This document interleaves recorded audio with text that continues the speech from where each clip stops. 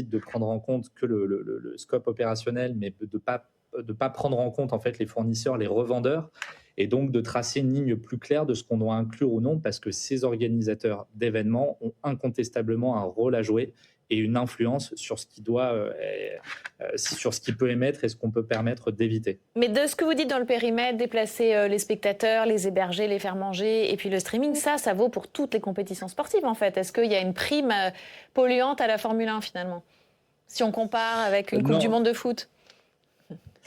Non, sur le scope en fait, et c'est pour ça qu'il faut justement, il faudrait élargir ce périmètre de prise en compte, parce que ce qui est vrai, c'est que sur leurs émissions directes, ce sur quoi ils peuvent avoir un impact direct, il y a déjà beaucoup d'actions qui sont réalisées.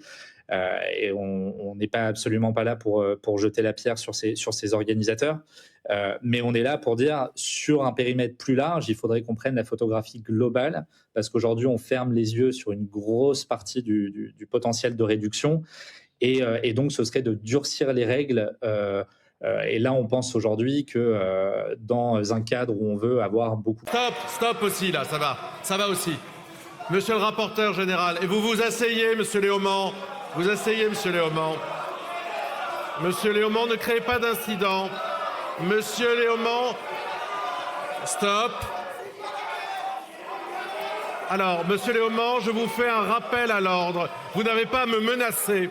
Vous n'avez pas à me menacer physiquement. Explique pourquoi, chaque jour dans notre pays, un agriculteur met fin à ses jours. Merci, monsieur le député. La parole est à monsieur Aymeric Salmon pour le Rassemblement national. Madame la Présidente, Monsieur le Premier ministre, mes chers collègues, la réforme du mode de scrutin dans les communes de moins de 1000 habitants a fragilisé notre démocratie locale. En supprimant le panachage au profit d'un scrutin de liste paritaire et bloqué, cette réforme a ignoré la réalité des territoires ruraux. Dans ces communes, le panachage permettait aux électeurs de composer librement leur conseil municipal. Aujourd'hui, ce choix a disparu. Dans 68% des communes de moins de 1000 habitants, une seule liste était présente. Les conséquences sont claires. La participation chute et lorsque le choix existe, les électeurs se mobilisent davantage. Autre signal préoccupant, la montée des votes nuls qui atteignent 16% dans les communes à liste unique.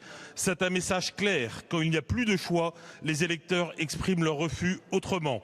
Dans mon département, en Haute-Saône, le nombre de candidats a chuté, passant de 6700 candidats en 2014 à 6100 en 2026. L'analyse des résultats dans les communes de moins de 1000 habitants en Haute-Saône révèle un paradoxe démocratique préoccupant. Quasiment toutes les listes ont obtenu 100% des suffrages exprimés, mais recueillent en réalité moins de voix que le candidat moins bien élu en 2014 avec panachage. Le maire qui se plaignait d'être mal élu se retrouve aujourd'hui encore moins bien élu. Mes chers collègues, une élection sans choix n'est plus une élection. Avec Marine Le Pen, le groupe Rassemblement national a voté contre cette loi. Il souhaite par conséquent son abrogation pure et simple. Quand on commet une erreur, on la reconnaît humblement et on la corrige. Ma question est donc simple. Le gouvernement entend-il reconnaître les effets délétères de cette réforme et s'engager